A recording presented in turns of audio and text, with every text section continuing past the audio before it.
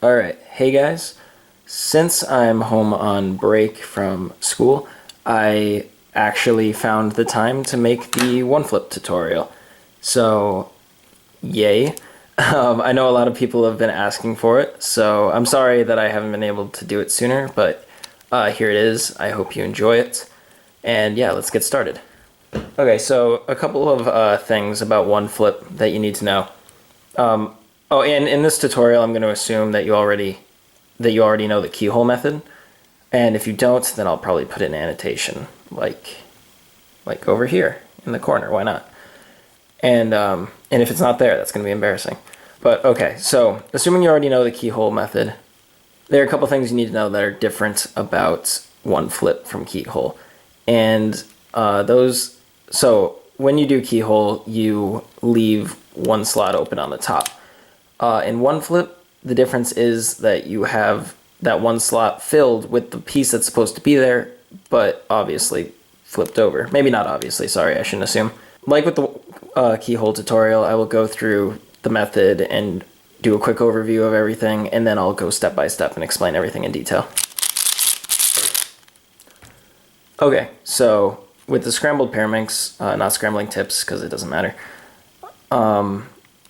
what you want to do is set up the same block type thing. You want to fill in two pieces in the top center, like you did with keyhole, but then find the other piece that's supposed to go there and put it in flipped over. And then you'll be left with what looks like this, the one piece in place that's flipped over and the two pieces that are solved on the top. And then you look for the centers that are not part of one of these three top colors. So in this case, it's red, and there are these three red centers that need to be rotated counterclockwise, and then you would just do an algorithm, and then a last layer like keyhole. So yeah, there's not too much to explain. It's just really the cases that need to be explained, and I have a feeling this video is going to be kind of long, but if you can sit through it, then I will explain everything in pretty good detail, I think. And if you have questions, then of course you can always comment or PM, and at the end I will say the same thing probably. Okay, so the first thing that needs to be done is we need to build the block. So we need to solve two pieces on the top. And I'm going to assume that you already know this, because I do explain how to do it in the keyhole tutorial, but I mean, it shouldn't take a lot of thought. Like, you can just put the pieces there. So let's just do that quickly. All right. And the next part is also not difficult. So you have these two solved pieces, and we want to find the piece that goes here. So this is how, like, if you're doing keyhole, you could just leave it like this right now and solve the centers. But in one flip, you're going to try to find the blue and yellow piece in this, blue and yellow edge in this case, and put it in backwards. So it's right here. You'll see that the opposite color of this is facing this. So you can't just bring it up like that, because that'll just solve it. And then this is actually WO. But so you want these two colors to be matching, and then you can just put it up and it'll just be in backwards. There's not, I don't know a good way of explaining that in detail. It's just kind of intuitive. But yeah, you want to be left with something that looks like this. Now we're left with the algorithms. And I mean, I'll just solve this, but so I can go through all of the cases one by one. They're separated into one center cases, two center cases, and three center cases, and they're all pretty easy. And I will just go through all of them and put the algorithms on screen. Yeah, I'm not going to finger trick them correctly. I will probably make a separate video on finger tricking, because a lot of people asked for it. Okay, so the first case, the first one center case, we have these two solved edges, and this edge is in backwards like we're supposed to, and then you'll see that the one center that's not matching one of these three colors is yellow, and it's right here. And the way we do this in one flip is we look to see if the center needs to be rotated clockwise or counterclockwise to get on the bottom. And in this case, this one needs to be rotated counterclockwise. So for the one center counterclockwise case, there are two algorithms, and I can do both, but I personally like the second one better, but I'll just show both.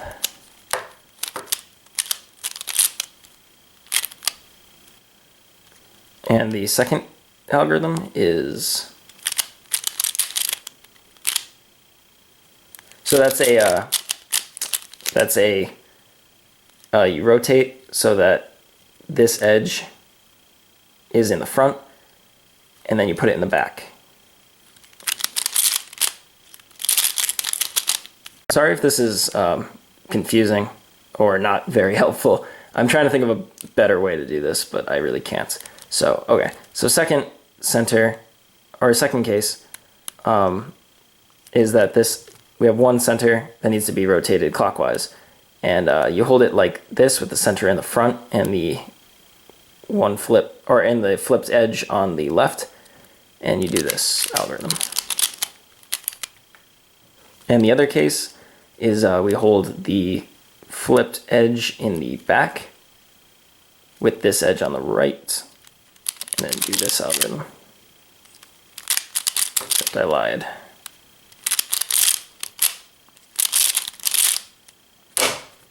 Okay, so I'm sorry again. A lot of these cases are just really hard to explain, but I will do my best. So this is a two-center case where one center needs to be rotated clockwise and one needs to be rotated counterclockwise.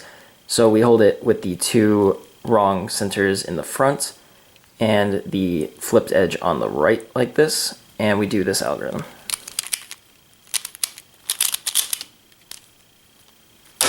Next two center case, actually I believe, the next two center case, and these two are the hard, this and the last one were the hardest two center cases. So yeah, we hold it so that the edge that needs to be rotated counterclockwise is on the left, and the edge that needs to be rotated clockwise is on the right. So we have like this. I always think of like a chameleon type case on 3x3 when I think of this. And then the flipped edge on the left above this wrong center. Yeah, so we hold it like this and we do this algorithm. And then we rotate. Okay, these next two cases are going to be probably the easiest one flip cases. They're definitely really useful.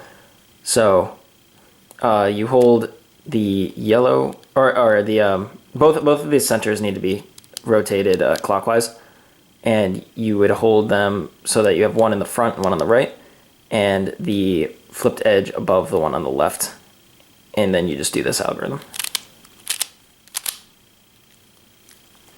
And this one is just the mirror of the last one, so both need to be flipped counterclockwise, and you hold one in the front and one on the left, and the flipped edge above the one on the right, and you do this algorithm.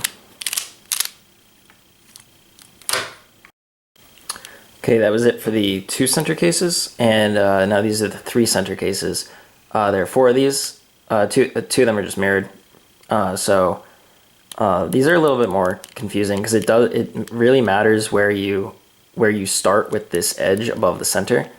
And I know that might seem like, oh, confusing and hard and not worth it, but it really is, because this method's really fast. And if I had to say that a method that I use the most for Pyraminx, it's probably one flip. One flip or WO. I know that's weird. People don't use WO. I use it a lot.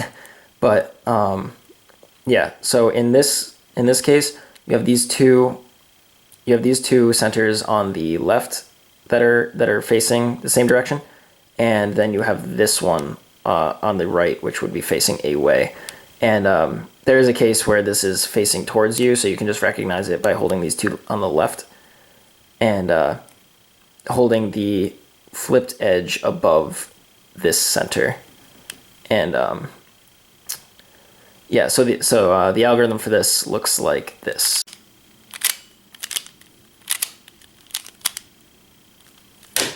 The next three center case looks pretty much identical, like I said, but with these two centers facing out and this one facing towards you. And so you hold it the same way with this flipped edge above this center, and it's just a mirror of the last alg. That was off the top. The next one is really easy. These next two are really easy to recognize because all of the centers need to be twisted the same way. And so this is the counterclockwise one. And it doesn't matter which center you hold this flipped edge above. I mean, typically you want to just do it in the one in front.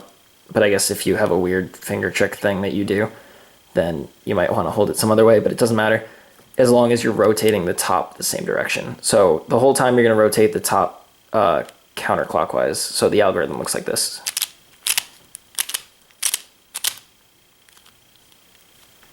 This next case is, like I said, just the inverse of the last one.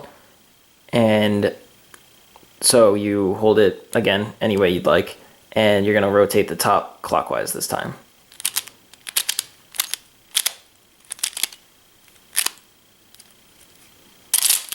Okay guys, that should do it for this tutorial. I'm sorry if that wasn't very helpful. I don't know a good way of explaining one flip, like I've said multiple times in this video. I feel like this video is really boring. Once I edit it and stuff, if I don't like it, I'll probably just make another one. But if you have any questions, as always, comments and stuff. And yeah, I appreciate the suggestions for this. Drew has a really good tutorial. If you don't know who he is, Drew Brads, I'm sure you know who he is. He has a really good tutorial for one flip. So, I mean, if you don't like mine, check his out.